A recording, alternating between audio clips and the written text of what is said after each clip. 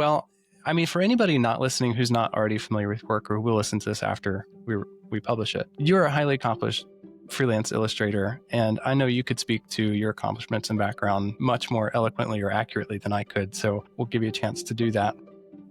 What I like to do to kind of set the scene or paint the picture of who you are and where you're talking from, if you could, as if somebody was reading an autobiography of you in its first page, what are some of the things that are on that first page that describe who you are and what your mission is and what you enjoy doing?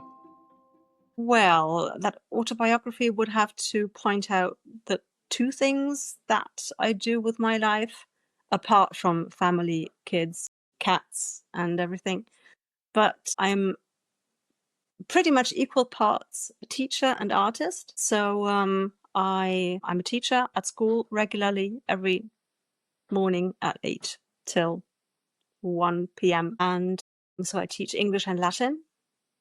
Fascinating. And English and Latin already gives you an idea of what my favorite subjects are for art, because that's always been intertwined in my life. So I've been a huge fan of fantasy for all my life and a huge fan of Tolkien, very obviously.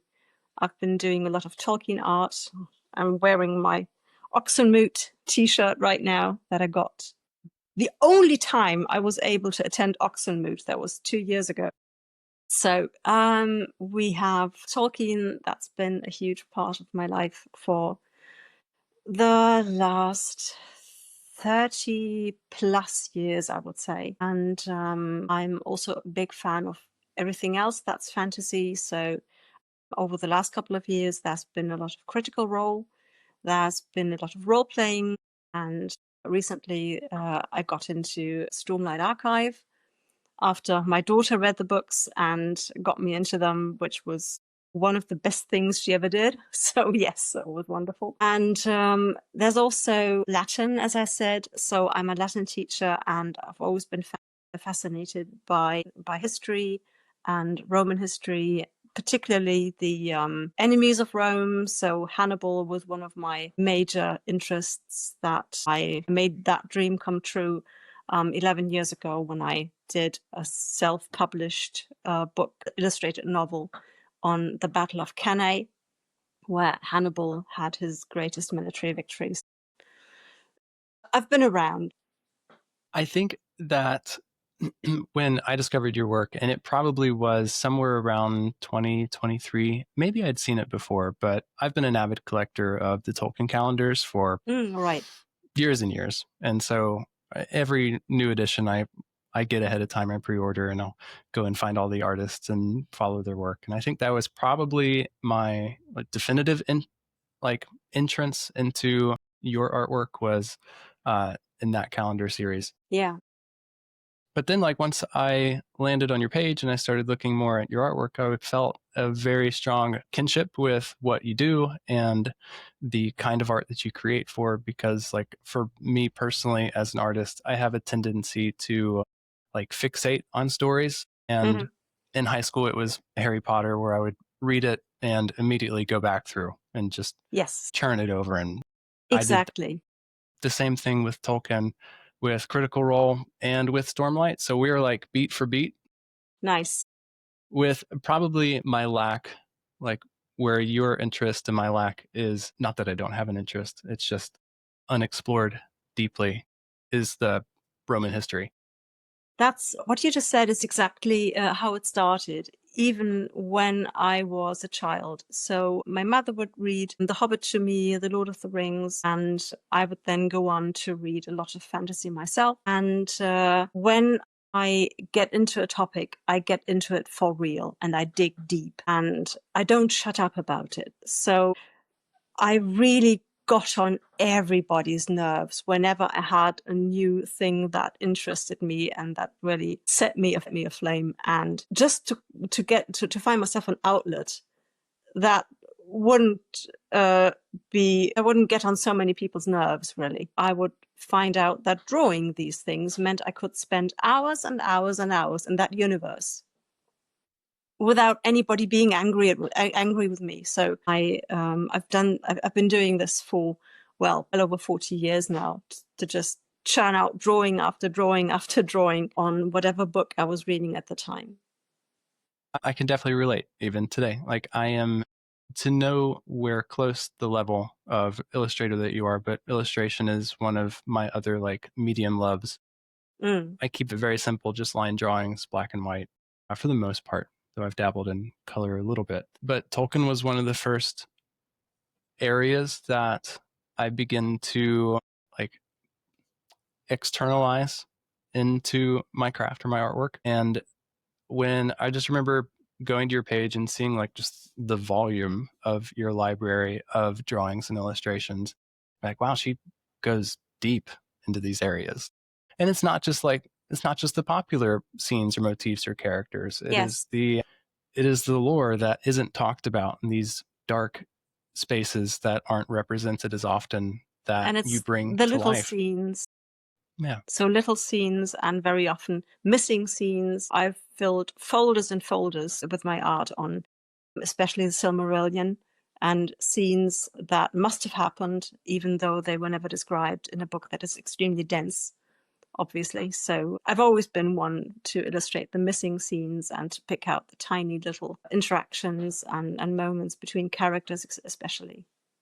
Well, I think that's such a value to the community. I'm sure people have mentioned this to you before, but being They able have. to take the Silmarillion, especially a dense historical book, and be able to give it emotion and life through your depictions is a way that makes it real for a lot of people. Like I'm such a visual person. I can see words on a page and it doesn't connect in the same way that seeing a painting or an illustration like brings it to reality for me. And I'm sure that's the case for a lot of people. So I know Yes. that the work that you do and the work that other illustrators around these stories, the value of it can't be expressed enough in being able to give life and put like skin and muscles and feelings behind the characters and the worlds that were written about. Yeah. It's something that that needs out as well. So whenever I'm reading, I'm seeing these scenes, and I'm for the stronger ones, I already start thinking of layouts and everything. So that's a lot of fun. I mean, that leads into, I do have a question for you on your process into the creative space. And you touched on that just briefly there. But before we get, I like to flow the conversation through some lens of a story arc versus jumping right into the fun creative parts. So for you, how did all of this begin? I know you mentioned your mother would read The Hobbit to you when you were young, and drawing and illustration has been something that you've practiced for quite a while and at an early age. But was being an artist, was this always the path for you? Or how did that come about in a quote unquote professional sense? Yeah. I think that a part of me always thought that one day I would be this absolutely well-known artist. And another part of me knew that I was going to be a teacher very early on too.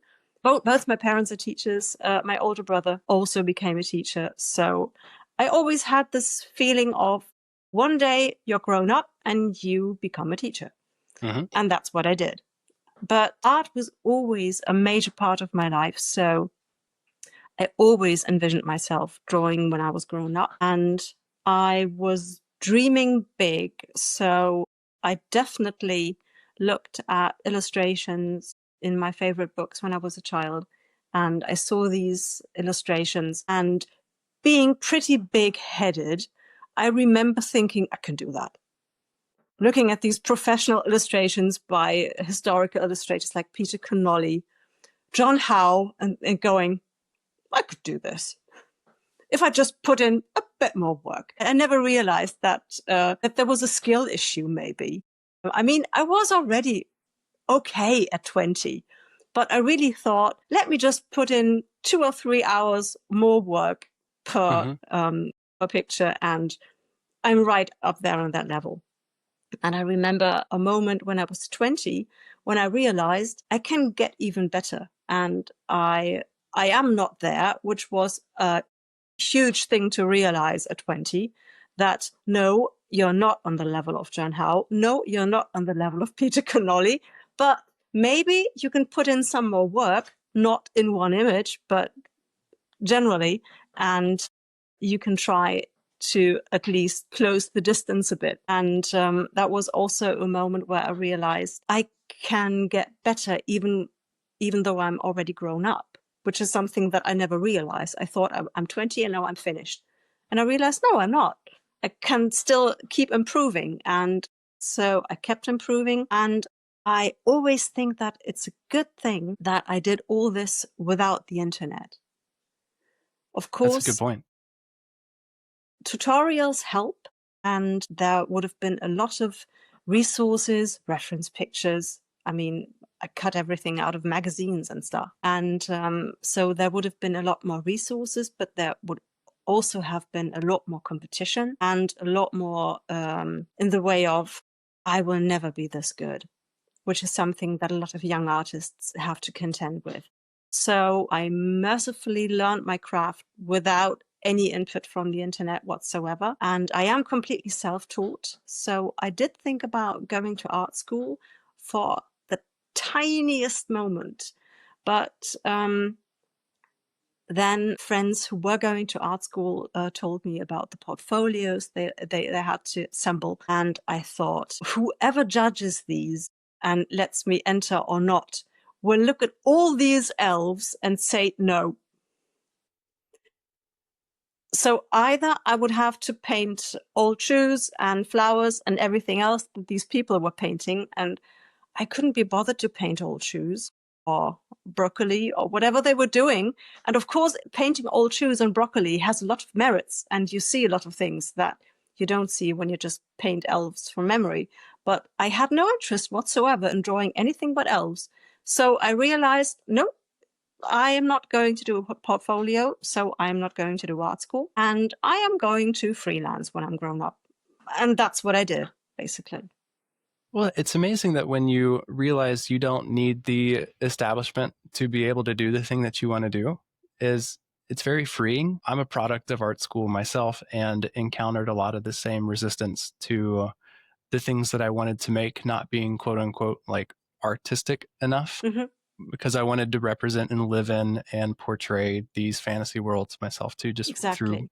various mediums. But for whatever reason, it wasn't conceptual enough or it didn't depict reality. And so it was not the direction that a lot of professors or institutions want to guide people in.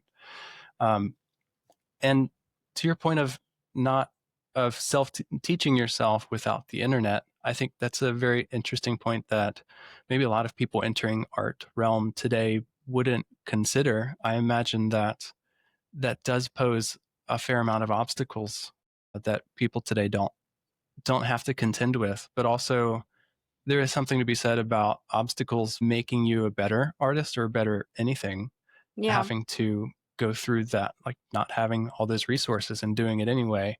You're Yeah. honing your skills that much more accurately because of all the friction involved. So Maybe.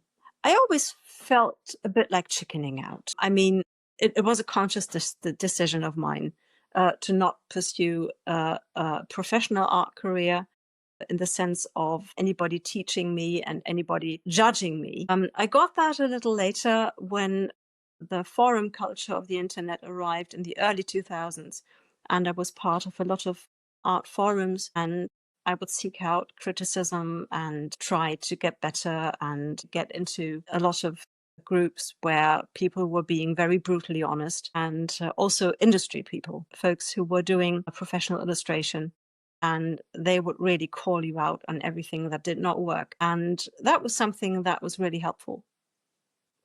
that was my next question, is whether you found that helpful or hurtful. Sometimes Both, it's both. definitely both. So some of them were extremely good with what they did, and also were people who were able to communicate the problems they had with your work without making this a personal criticism. Some people did not have that skill, and I do have a lot of memories of that time that I still think back to, and I think about what the hell was going on in that person's head to tell me that particular thing. So yeah, a couple of very, very weird things happened back then, but I weathered them and I learned a lot. And that was around the time when I started working professionally as well. So both of these things happen at the same time, interestingly. So I was doing my teacher training. After university in Germany, you have 2 years of teacher training before they let you loose on the students on your own. And during teacher training, I got my first couple of publishers and also private people who would ask about commissions. And one of the first things I did was working for one of the biggest German RPGs, which is Das Schwarze Auge, the Black Eye, or the Dark Eye, I think it's called, because a Black Eye is something else entirely. So I did illustrations for one of those adventures, and that got me a very small foot in a very small door. But I kept just doing private commissions of people's RPG characters, some cover work for smaller productions. So nothing big that you would have heard about, but it kept me busy, and it paid the bills. Been there. After teacher training, I was unemployed for a year, and drawing really kept us above water. So that was good. That seems to be what the first couple of years post like entry into professional environment look like. It's just opening all of the doors and following the paths that are become available until And finally, treading water, a lot of yeah, treading water, a and lot of treading water. doing a couple of of jobs that I'm not proud of today. So there was an anti-terror RPG that wasn't really what I felt, but it paid the bills. But we need those moments too to be able to teach us what we like and don't like, and what Yeah, feels right and what doesn't. And then we pursue more of what feels right and kind of yeah, shun what doesn't, and we yeah. go from there. And afterwards, I really learned to look at these mails coming in, and for some of them, I would simply say, I don't think I'm the right person for this. So maybe find somebody else. I think that's a mark of maturity in a creative profession, is being able to know what's not for you and when to say no to. I am being realistic, though. It's a lot easier to be able to do this if you also have a well-paying day job, which I had then. So after 1 year of unemployment at school, I got back into the same school that I'd done my teacher training at, and I have been there for over 20 years now. So it's always been a matter of, if I fall, I don't fall hard, because I always have this other job that would be enough to keep us afloat. And the whole illustration business is mainly a nice bonus. And if it's going really well, it's a big bonus. It's always been less stressful than for other artists that I know, who really simply don't have the soft pillow to fall on for another day job. Yeah, having that soft pillow, so to use your word for it, is definitely good to have. I've got one of those myself. I work for a clay distributor as their Hmm. marketing coordinator, but it is also something that feeds directly into what I do every day and gives me an outlet to be able to connect with a community of ceramic artists or other potters. So I was actually interested, and I'm glad you mentioned it and kind of segued into, how do you feel being a teacher of English and Latin? Like, where does that, if it does, intersect with your illustration work? Like, how do those feed each other? Do you draw inspiration from the stories that you're teaching about, or what's the interplay? They fed off each other a lot during university, because of course I was picking the courses that were about language change and language history, in brackets Tolkien, of course. And I once even did a seminar on Tolkien, so a class on Tolkien at university. And I frequently doodled illustrations in the margins of my courseworks that really had to do with Latin texts that we're reading. So at university, I felt that I was just squarely where I wanted to be. Afterwards, of course, there you have the pupils' books, which have nothing to do with the things that interest me. But I've always been able to just draw a little line between my illustration work and my teaching here and there. There's a couple of intersections too. For example, when my students do really well at a vocab test, they may write a little prompt under their test, and I will draw it for them. That's cool. And I have some strict guidelines, nothing with wheels. So if it has wheels, I won't draw it because I can't. You don't want that. So it's I usually tell them anything from books or films is fine. So I've drawn probably 24 Iron Men and Hulks and Captain Americas over the last 20 years. But also they often wish for Lord of the Rings characters, Harry Potter characters, and sometimes even D&D characters. So that's really fun. Are they quick sketches like at the bottom of their test? Yes, so they're just 1 minute sketches, but they are still good enough that they really work hard for these tests because they really want them. So that's such a good treat. way to get them to really practice their vocab and to get these sketches. That's good from both ends. What's the age range of your students?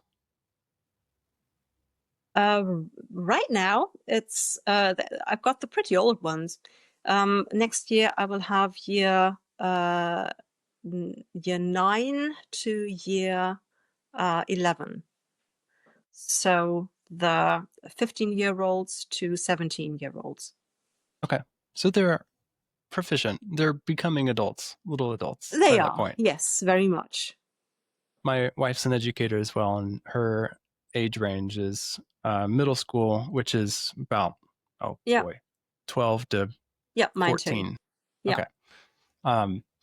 And they're at a different stage. I feel like I connect more with the older kids, and when I'm in any kind of teaching capacity, whether it's a workshop or it depends on the subject, interestingly. I really love teaching English for the older ones because when I teach English, I usually try to stick to English at all times. So even when they're just starting out in English, we normally try as teachers not to speak German in class at all, which is really hard because they don't understand much. I bet. You're really reduced to talking with your hands and feet and hand puppets and whatnot so that they know what you're doing. And so in English, I enjoy teaching the older ones because then you can just drop a one-liner here or there and they will understand. Not all of them, but reasonably enough. So teaching becomes a very reciprocal process. For Latin, I love teaching the little ones.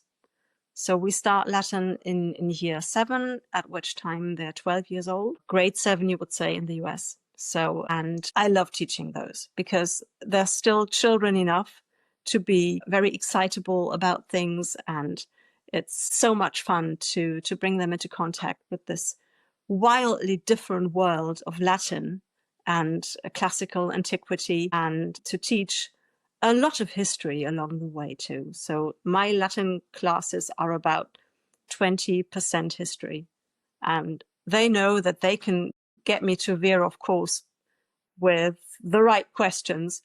So if they say the P word, P being Pompey, then I will just go on telling them about the volcano and Pompeii and everything. So that's fine. I've had a few friends recently that I've discovered are Latin teachers, but I haven't had the opportunity to ask them, what is Latin relevant today, and what skill sets does learning it help? What is that establishing in somebody? Yeah, it's still the basis for a lot of other languages. So if you know Latin, then you will get by in Italy, you will get by in Spain, you will get by in Portugal, in Romania, and a little in France. Okay. So it's possible to understand written Romance when you know Latin. Do you find that it serves as like a framework for those other languages too? That it does. Okay. But there's more to it. So it's not just giving you a basis, because Spanish would do the same thing. So if you know Spanish, or Italian, maybe Italian would be a better example, then it would be easier to learn all these other languages too. So that's not really it. It's I always say that it's an alternative to maths, to a good brain and a good mind, but in a different way than maths does. So I was rubbish at maths and at all other sciences too. But I was always really good at languages. And for me, Latin was a language. There are some that would disagree. So they would say that Latin really is a lot like maths. And people who do well at Latin often tend to do well at maths. Not me, though. But Latin is a discipline that really speaks to different parts of the brain and lets you play with your brain muscles in a different way than other pursuits would. So I still think that Latin has a clear place in the curriculum, even though I'm fairly sure that it will not survive very long. I've been curious too. I think I've discovered another friend that I have recently who is also a Latin teacher. Some maybe a shortcoming of mine is I don't take a deep enough interest into my friends' professional lives. I'll discover things about them that they do every day. And I'm like, oh, I had no idea that you taught Latin. But that's been a thought that I've had before is how many Latin teachers are there? Is this something that's going to persist for a long time? I just find that I don't think interesting. that the teachers are the problem. I think the students are the problem. Well, sure. Because I can imagine that there are a fair amount of people who are willing and able to teach it, but are there enough students who are interested in learning?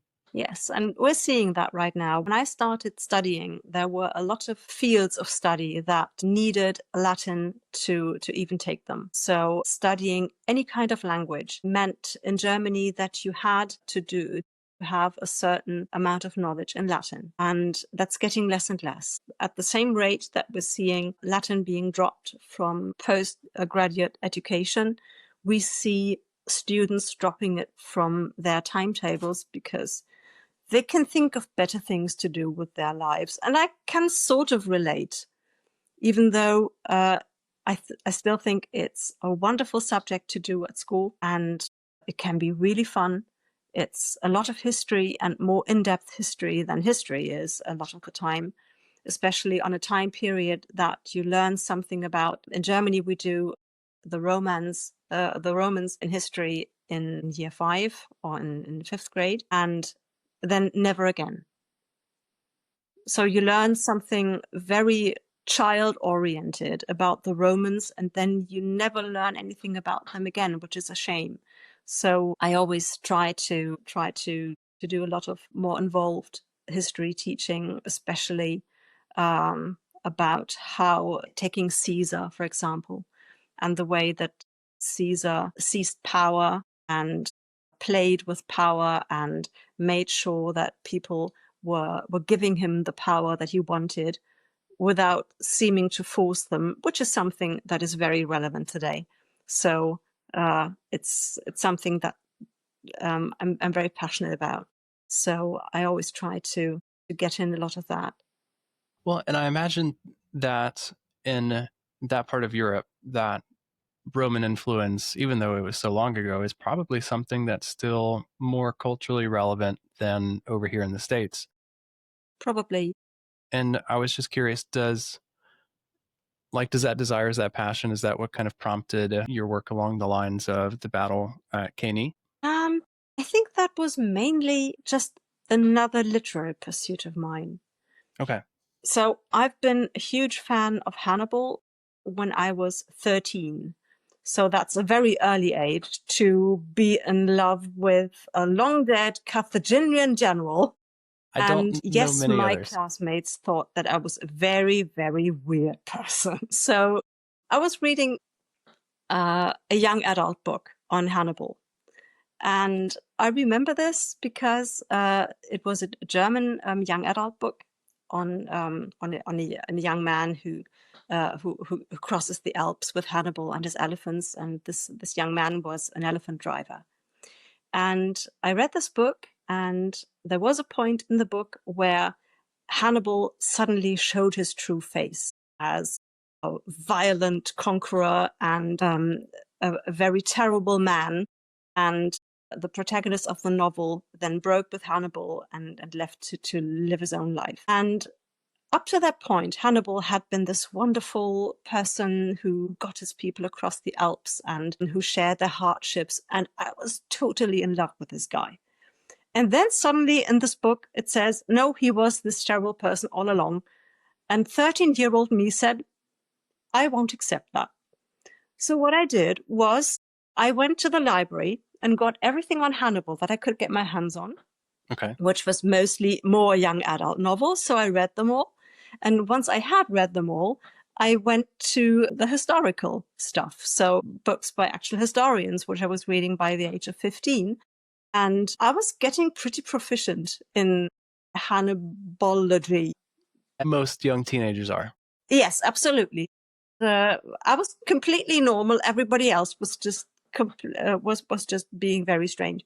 So at that time, I was reading a lot of historical works, and on the side, always illustrating scenes from Hannibal's life, of course, over 2 years. And so that's how that happened.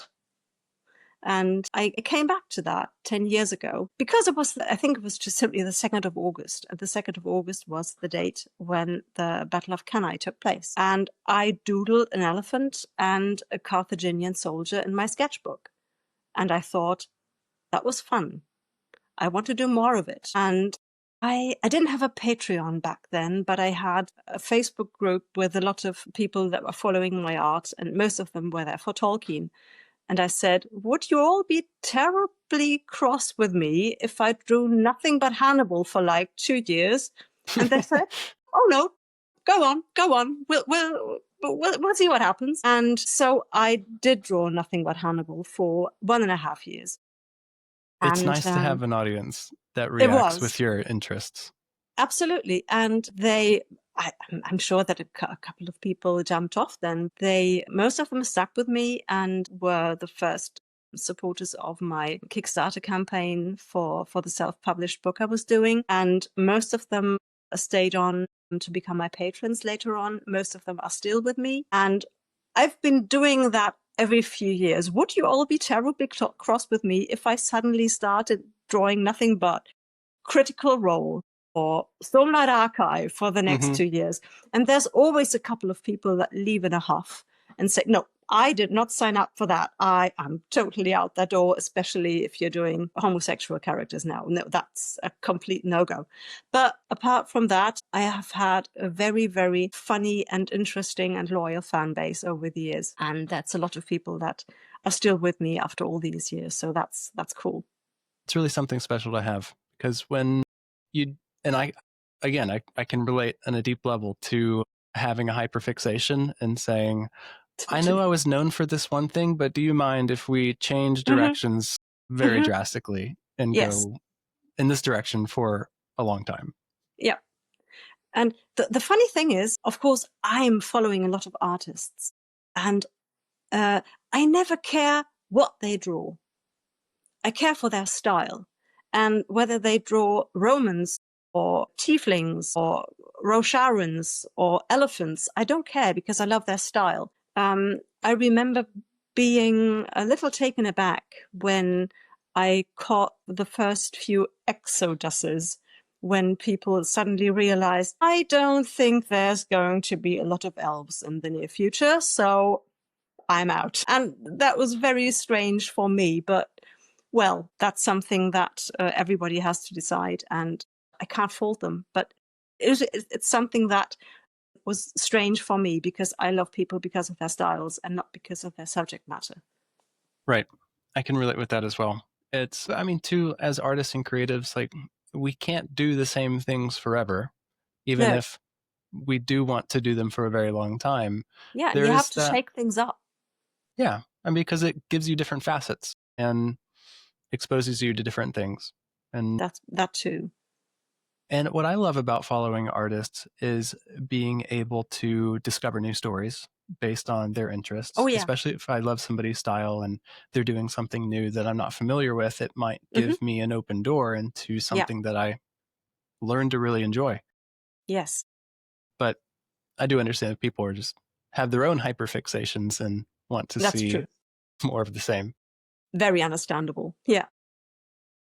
Well, I'm curious. We've talked a lot about your professional life as it relates to teaching and artistry and Tolkien and fantasy. How does that? I can see the threads that connect those realms with things like RPG games and role Hmm. playing tabletop games. But how did you get involved with like Critical Role or Dungeons and Dragons, or do you play other types of Yeah, RPGs? different paths really. So the I was really primed for role playing games, and it's a bit of a miracle that it didn't hit me sooner. I think that in the 90s in Germany there was not that huge a role playing scene as there was in the States.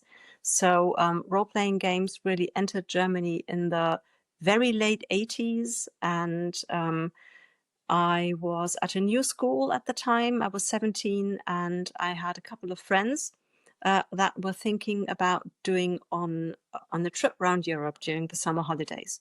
Okay. And they were three, and they said, "We're not going as a group of three. One is always the one left out. So if you want to go with us, you need to find a fourth." And so this third guy came up to me and said, "Would you like to be our fourth?"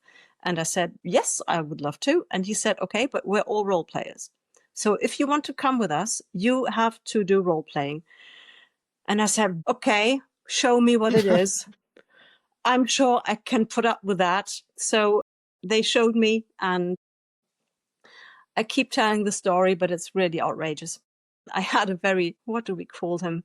A very obstinate game master in those days. And I was sitting down with him to develop my very first character. And I had very clear views. We were playing in Middle Earth. So it was a Middle Earth role playing game, MERP. And I wanted to play a male elven fighter because I love fighting people. I love elves, and I love the male, please. And I said, "I would like to play this male elven fighter." And he looked at me and said, "Yes, but you're a girl. You can't play a man." I should have left at that moment, but I didn't. And I said, "Okay, I will play a female elven fighter then, even though I don't know that the Silmarillion has any, but that's okay." "Yes," he said, "but you can't play an elf. I don't like elves." He seems like a fun game master. He was pretty fun, but not in that moment, really. And I said, "Okay, I will then play something like Eowyn, so a female human fighter." "That's okay," he said, "but we already have 3 fighters. You need to be our healer." Man, talk So I about got stuck with the animist, which is the MERP way of describing a cleric. And yeah, that was my first character. And it was a miracle that I stayed on and kept role playing. But the very first thing I did was to make up my own round with my circle of friends. And then we played games for, I think, 2 years before we all broke apart because we were swept all over Germany after finishing school. But it was the beginning of a great love for role-playing games. I played MERP for the next couple of years, and I met my husband that way because we had a mutual friend who knew me and who knew this guy who was also doing role-playing games. And she went up to him and said, "Hey, I know this girl who did a whole Silmarillion comic on Tolkien." And he said, "Oh, that sounds cool. Can you give me that comic?" And she said, "Yes, I can." And she's a very unreliable person, so she never got round to getting it back from him and giving it back to me. So she said, "Why don't you two just meet up and he can give you your comic back?" And she later told me it was all intentional. So yes, she completely brought us together. she And set you up. she completely set us up. We met at university, and he gave me my comic back. And I think we went to my place after 3 hours of talking and rolled up our first MERP characters. So yes, that was our first date. Fantastic. I And mean, we've been married for 24 years now. So yeah, congratulations. Yeah, I mean, that sounds like a good first date in my book. Me and my wife absolutely. play the role playing D&D pretty frequently, though I think as my business realm has taken precedence, I have not played as often as I would like. And Yeah, me in too. in a lot of ways, that's what this collaboration with you I was excited about, was the opportunity to get back into the realm of fantasy roleplay, the classes and Dungeons and Dragons again. Yeah. Even if just by proxy a little bit by drinking out of the mugs that feature the critters. Can we talk about that series of the Dormice and Yes, how please. you got into representing them as RPG classes? A note to you probably noticed. I didn't know that it was Dormice with a single O until this morning. For some reason, I thought it was a door mouse. And in my head, it was because I don't know why I thought this, that they made like doorways like that you'll see I in see. cartoons, like the holes in the base, like baseboards. All right. Well, that's where Latin comes in again. That probably would be helpful.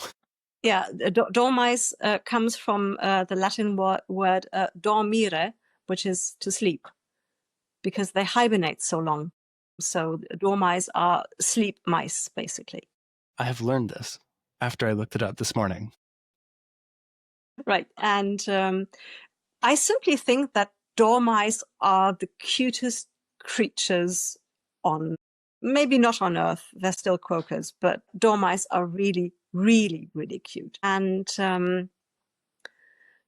the series really happened born out of complete and utter frustration during the pandemic. It was the spring of 2020, and I was up to my ears in distant remote teaching, which was a complete nightmare at the time. And I needed to draw something that was completely comfort zone material. And I've always loved playing paladins, so I painted a Dormouse paladin. And I posted him on Instagram, and people said, so when's the ranger coming? When's the monk coming? When's the cleric coming? And I said, I'm not going to do all 12 character classes. And they said, yes, you are. And I said, well, maybe I am.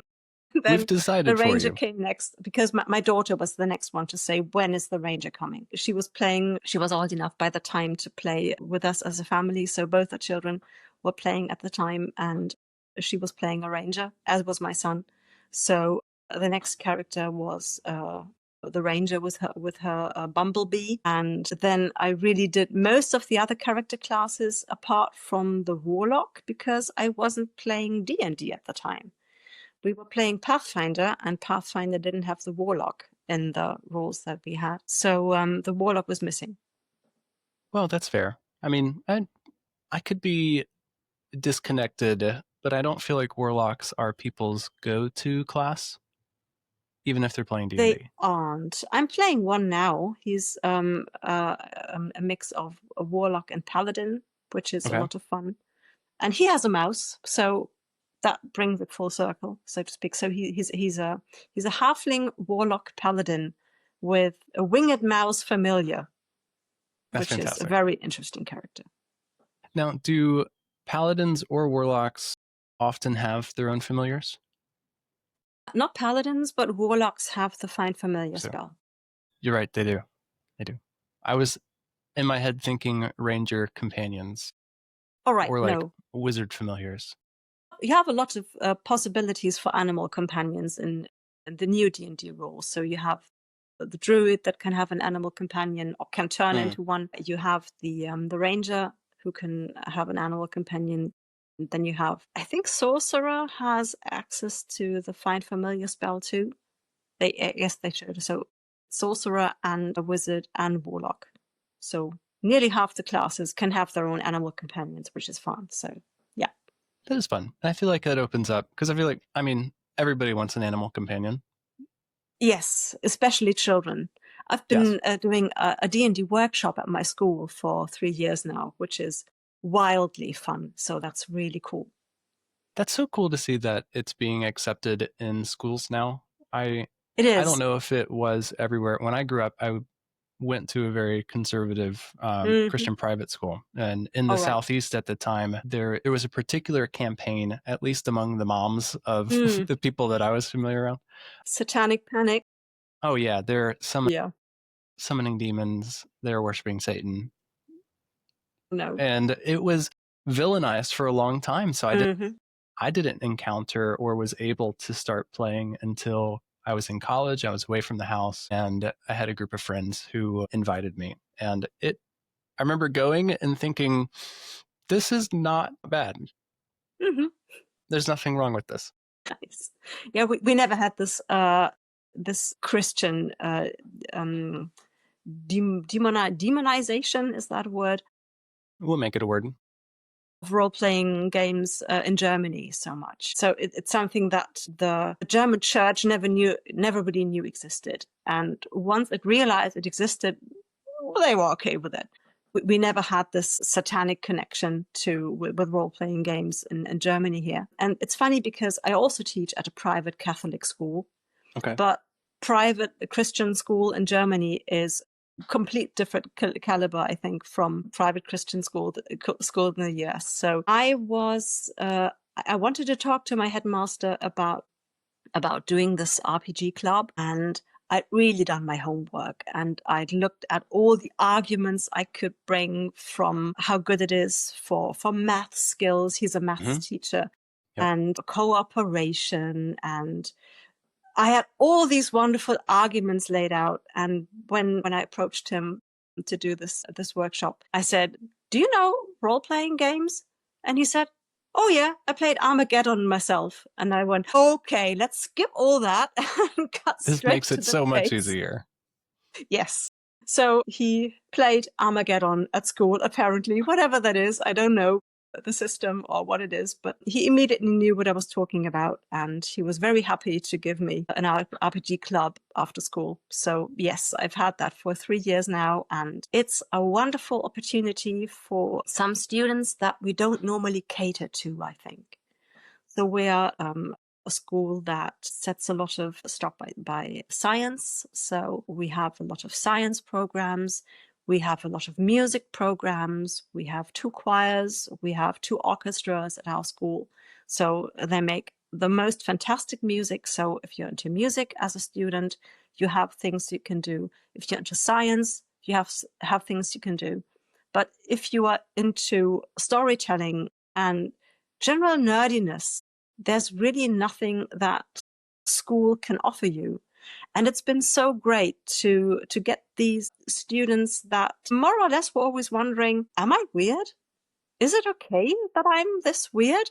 And they come to this to this D&D club and they say, yes, it's fine that I'm weird, and everybody else here is weird as well. Let's be weird together. And even the teacher can be weird, and that's fun. So that's when I always wear my nerdy t-shirts, and there's a lot of conversations about them. And they really have such great ideas, and it's such wonderful fun to just see them interact with each other. And there's one guy who played a male fairy paladin.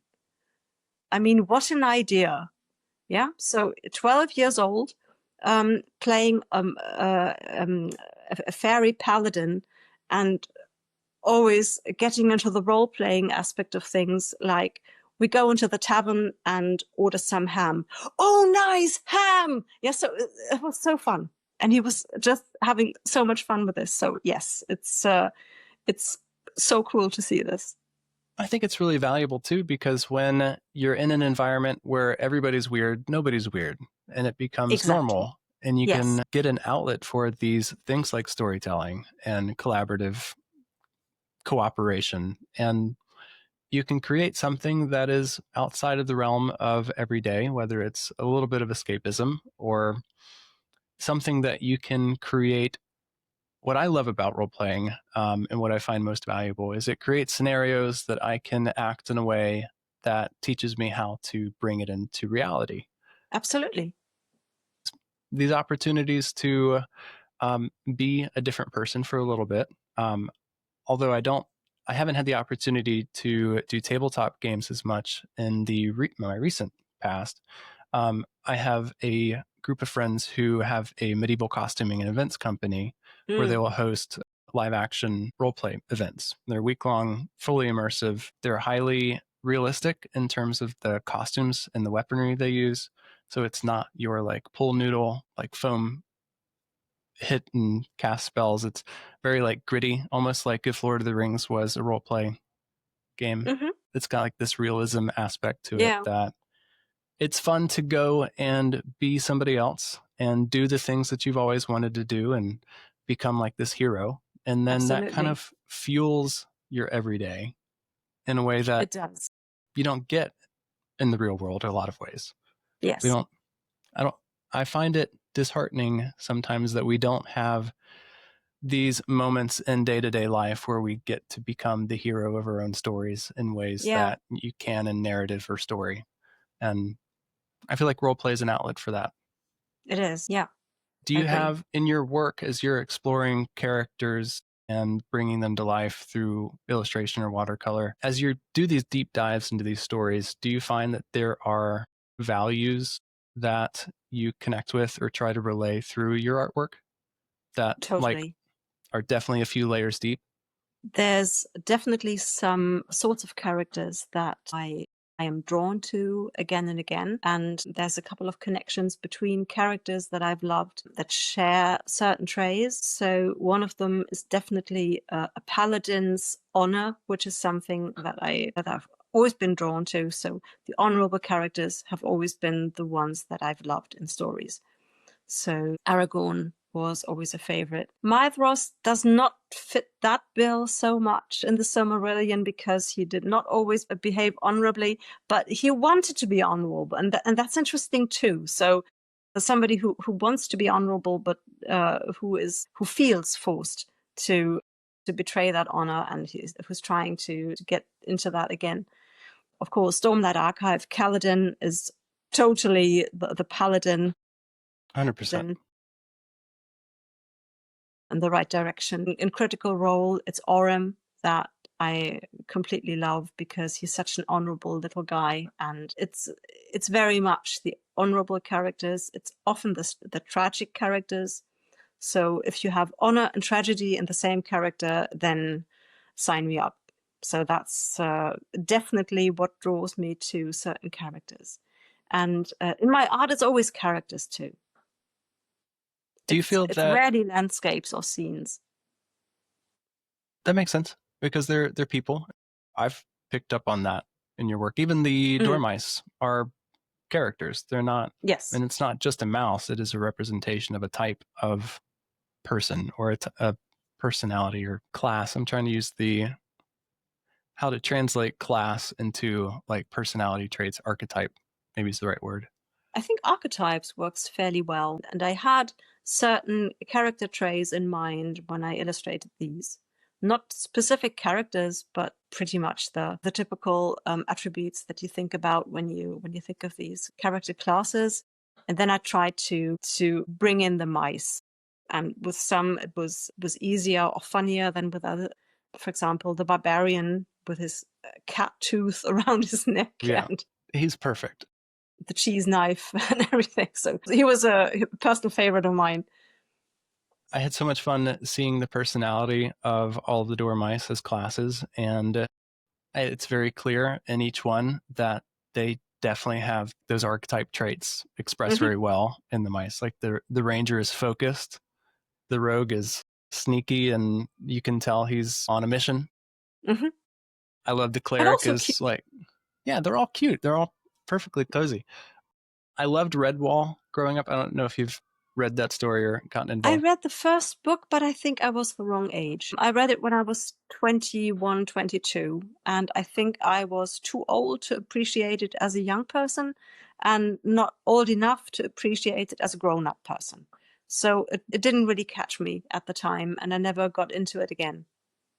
I I didn't come into it until it's probably just 2 years ago. I read it for the first time, Yeah, and I had just crossed probably the threshold where I was like, I can enjoy kid stories again. yeah. Just really enjoyed it. The cozy, I the critters, remember the giving myself a second attempt when my kids were around 10, 11, and I thought if I read this to them now, then they will love it and I will love it along with them. And they never got into it either. So we pretty much stopped at the same spot where I left off when I'd been 22. So obviously it never happened again. But Redwall is something that's often brought up when I share these pieces. I think it's probably one of the most well-known, like, medieval-ish Mouse mice. things. Yeah, Yeah, it's the association. absolutely. But I think it speaks, like, the idea of the mouse being the hero, this, like, tiny creature that's against all Yes. the odds that are bigger than him. Yeah. I think that transcends more than just, like, a few stories. It's just the idea of the underdog, the little creature that suddenly Yeah. has the weight of the world on him. Definitely agree. Now, one of the things I had an interest in asking you about, this might stem a little bit from personal interest or just curiosity, became aware that you have an eye condition that prevents a lot or causes obstacles in your creative expression. My father has retinitis pigmentosa, which is a degenerative eye disease. It's hereditary. And so there's been oftentimes a lot of concern that I have as I'm growing older, like, will I develop this as well? And after discovering that and being able to see that you're still able to create and create well, it's been a bit of encouragement to me, more than a bit, as I'm encountering the experience of aging, that it's not an end to creative pursuit. Yeah. And I was just curious if you could talk about that obstacle, if you're open to it, and Yeah, how you're I able to am. navigate. Yeah, it started 7 years ago, and it started from 1 minute to the next, really. I suddenly realized that I had a little blotch in my field of vision. And what I know now is that what I'm experiencing is something like little strokes in the eye. So not of the brain or the heart, but little strokes that affect the arteries in the retina, and that results in scarring, which then leaves me with blind spots in several places. Some of these apparently heal over enough for vision to return, but I have something like 5, 6, 7. I don't even completely know, because some of them are to the sides of the field of vision, so they're not as in my face, literally, as others. And I have a good handful of blind spots in both my eyes now. And most of these have to do with a high blood pressure too. But now with medication, it seems, on wood, that I'm more or less stable at the moment. So there haven't been new blind spots for, I think, 2 years now, which is good, That's good. because before that there was a new one every couple of months, which was stressful, because after a while you more or less get used to this new vision and trying to navigate around these blind spots, and then suddenly there's a new one and forces you to relearn everything. But this year it had been long enough that my brain caught up, and I've been able to just focus with portions of my eye that can still see. So I've been able to work on paper again, which is something that I haven't been able to do since 2020, really. So the dormice were some of the last things I actually did on paper. And this year I've been getting back into working with actual pigments, which is nice because I love pigments under my fingers, on my fingers, everywhere, which is where they belong, and on All the the paper. tactile expression. Yes, absolutely. And it is difficult, and I tire very easily. I can't just sit in front of my painting for hours like I used to. So I have to take breaks. I have to get used to the idea that I can't do the tiny detail work that I loved doing a couple of years back. But it's one of the really weird things that I notice about my art. It evolves, and my art evolves even when I'm not doing it, which is a really weird experience. So I've had a couple of times in my life just after the onset of this eye condition, I had a year in which I wasn't creating at all because nearly not at all. And I was doing very little. The few things I did, I wasn't very happy with. So I didn't do a lot. And when I started creating again, I found that my style had evolved on its own without me doing anything. And the same thing has happened over the last couple of years with my traditional painting. It was a bit hard to realize that I couldn't just get back seamlessly into the tiny little detailed watercolor paintings that I was used to. That I then realized I quite like gouache now, and I like opaque techniques, and I've been experimenting with that. And I've been embracing this change that has happened with my art.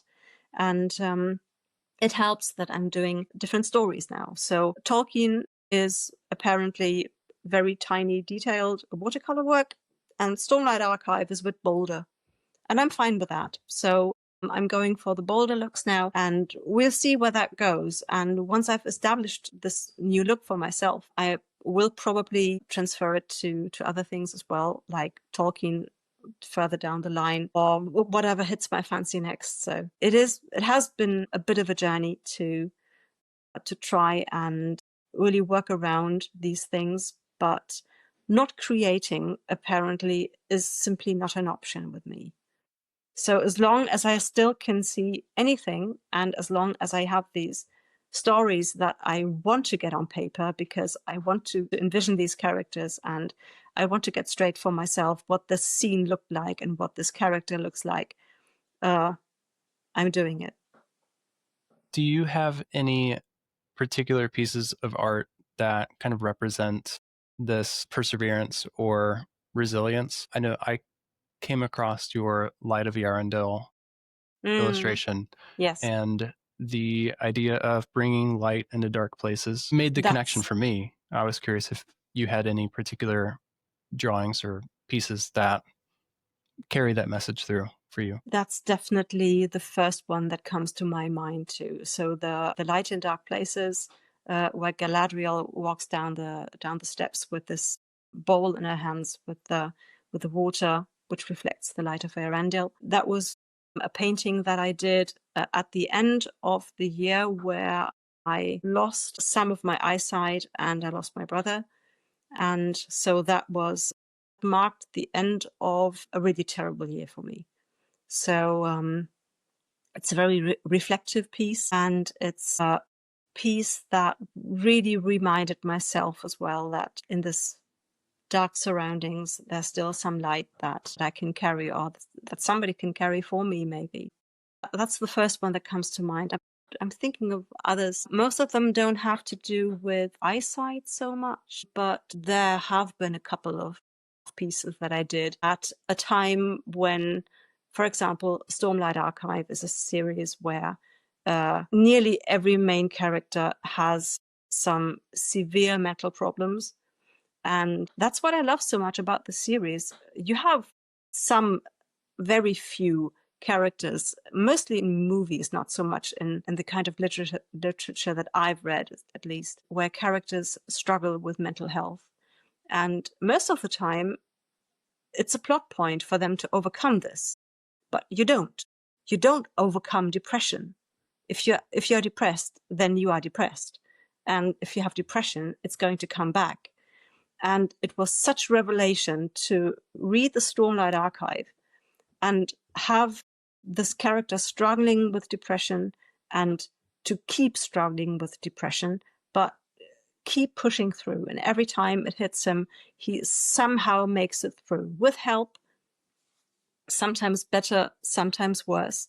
But there was this one chapter, of course, of The Dog and the Dragon, where Wit tells Kaladin, "You will be warm again." And I cannot promise that every day will be sunshine, because that would be lying, but I can promise you that it will get better. And it will get worse, but then it will get better.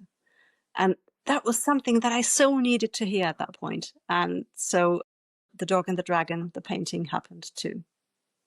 I loved that story in that moment, and being able to follow those characters who, you're right, a lot of characters in the Stormlight battle with some level of mental condition or mental obstacle or difference. Mm-hmm.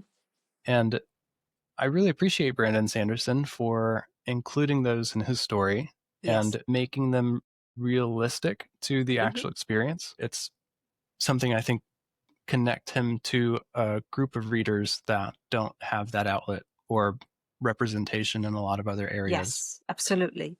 And it isn't, again, being able to draw values and inspiration from characters and pull them into real life. It's encouraging to see them, you're right, not always overcome, but take the next step and Yes. keep going. And stay strong in spite of everything.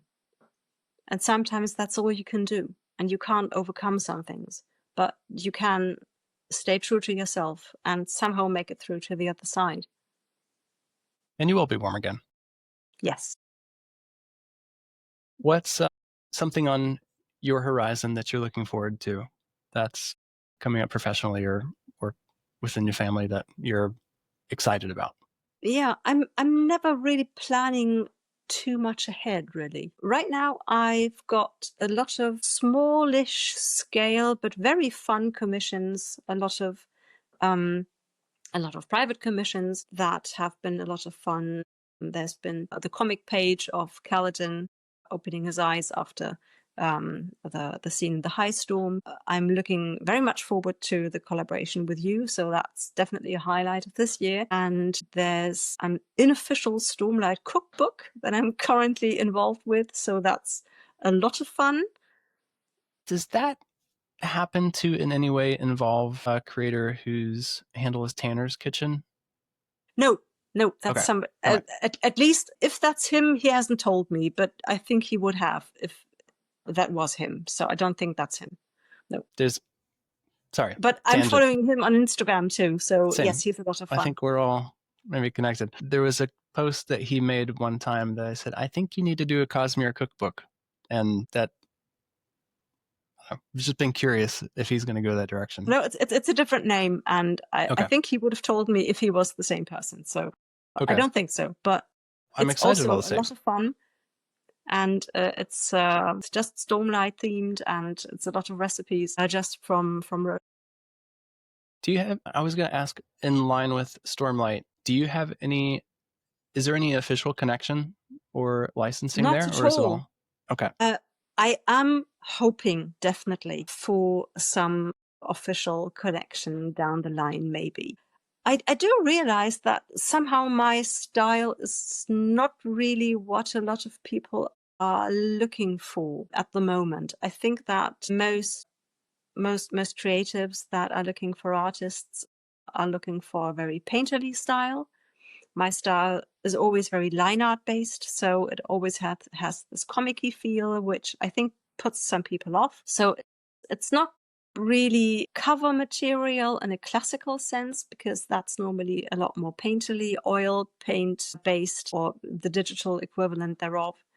And so I think that's something that has been keeping me from some more official work in the past. But I still hope that maybe there will be the opportunity to do some official stuff there. Critical Role as well. So if they came calling, I would be up immediately. I've submitted past 3 years for licensing requests for Dragonsteel books, and I keep knocking on the door. Yeah. Just keep knocking. Maybe one day. I have been in contact with Liam O'Brien because he had one of my paintings for an autograph signing that he did. So he got one of my paintings to print out and do autographs on. So that's so cool. I was briefly in contact with him, and I mentioned that if an opportunity arose, I would very much love to be on board. And he said, that's possible. So we'll see. We'll see. Well, who knows where the tides of time will take this particular recording. So if anybody from Dragonsteel or Critical Role happens to cross this, we're interested. Well, I do want to be conscious of your time. I know I've taken up quite a bit of it today, and I'm so thankful. I have what I like to do at the end of my conversations with artists, just a brief rapid fire question round Okay.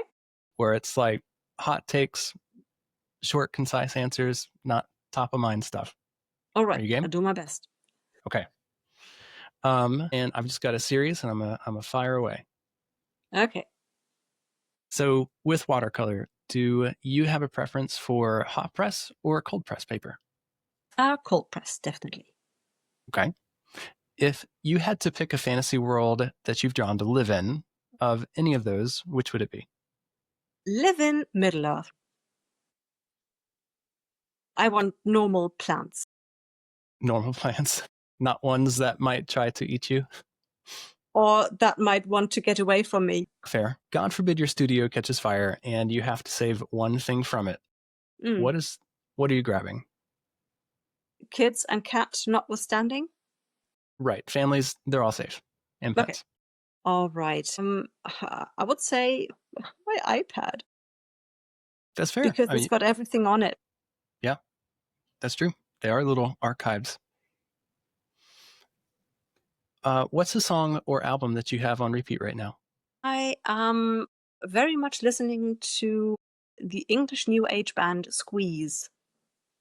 I saw them live.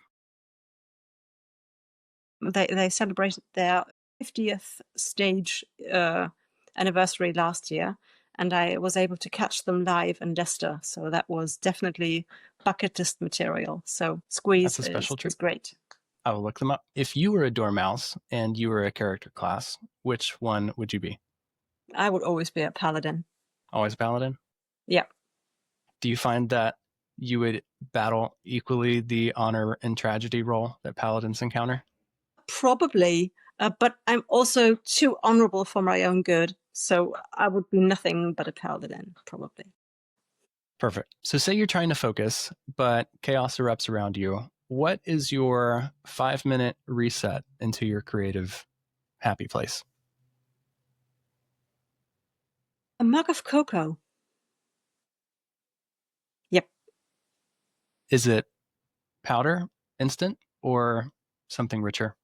It is pretty much just powder. So with very little added to it. I've got a huge 2-kilo bag in the kitchen, and that lasts me for a couple of months. So yes, that's my happy place. Are you cocoa with hot water or cocoa with milk? Hot milk. Hot oat milk. That's good. It is. Marshmallows? It's not a thing in Germany. Interesting. See them with all the barbecue stuff at the moment. And I've been wanting to get myself some marshmallows just to see what all the fuss is about. So maybe one of these days I will add a marshmallow, yes. When we send you some mugs, I'll put a little marshmallow pack in there. Oh, nice. Okay. I look forward to that. Okay. Your Procreate layer count. Are you a minimalist or a chaos gremlin? Minimalist by necessity because I work at print resolution. So when I have all my watercolor layers in place, which is between 2 and 4, I only have around 11 layers left. So I have to be very, very careful with what I put where. Makes total sense. We might have already touched on this, but do you have any dream collection or dream collaborations that are outside of your current fandoms? I don't think so. So my dream collaborations really would be pretty much Stormlight Archive and or Critical Role. It used to be Magic the Gathering, but I think I've kissed that goodbye because my style is not what I'm seeing on Magic cards. So maybe it's just not what they want, or it's something else that's lacking, but that's okay. Well, we'll manifest those into reality. Maybe. Do you have a favorite Latin phrase that you love? My favorite Latin phrases and words are really the stupid ones. Like really stupid words, like a ladle, which is tola. It's such a weird word, tola. It's a ladle. Well, sometimes we just get these stems, or they sound nice in our heads, and so we just latch onto them. Yeah. It just sounds completely nonsensical in in German, for example. I suppose the Latins, the Romans would have said trulla or something like that, but in German it's trolla, which is just absolutely nonsensical sounding. So, And if the dormice that are going on our mugs could speak to the person who's going to drink from them, what would you hope they say?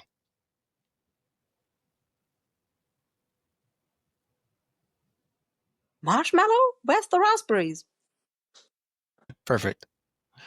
And that completes my rapid fire round. I don't have any more questions. Before we sign off, is there anything we haven't talked about, or is there anything I haven't asked that you have wanted to say? I was going over topics before we started talking, and I think we've really ticked all the boxes. Super. Again, just want to say thanks so much for the opportunity to feature your art on our cups. Thanks so much for having me here. Absolutely. I really do feel like vessels are an act of service, and people will use them to not only get fuel, whether it's coffee or tea or cocoa, but use the characters and the qualities and the archetypes and the values that are in the artwork to fuel and imbibe too. So yeah, I hope that whoever uses these are encouraged and motivated and find some little bit of joy from them. I know I will. So do I. And if people want to find your work, where can they discover you? I have a website, which is basically just a very basic portfolio these days, which is gold7.de. But you can also find me all across the internet under my real name, Jenny Dolfen. Weird thing, it's Jenny, not Jenny, which is pretty much the only topic we left out, I think, because of my weird first name, which most people assume is Jenny, but it's the Scandinavian / Northern German version of an old version of Jean, I think, or Johanna. So it's Jenny. Well, I'm glad we did include that. It was in my pre-show notes to mention, just so people could follow along, but I missed it. So I'm glad we caught it at the end. Yeah. So I'm Jenny Dolfen everywhere on Instagram and on YouTube, and so wherever you want to find me, it's all Jenny Dolfen, and then you're good to go probably. Perfect. Well, Jenny, thanks so much again. The Dungeons and Dormice series is going to be coming out very soon. We don't have an exact launch date yet due to some printer issues, but we are overcoming them, and they will be dropping on Donovan Pottery's website soon. So I'm very excited. Me as well. Well, thank you again so much, and I can't wait for what's coming next. Absolutely. Thank you so much.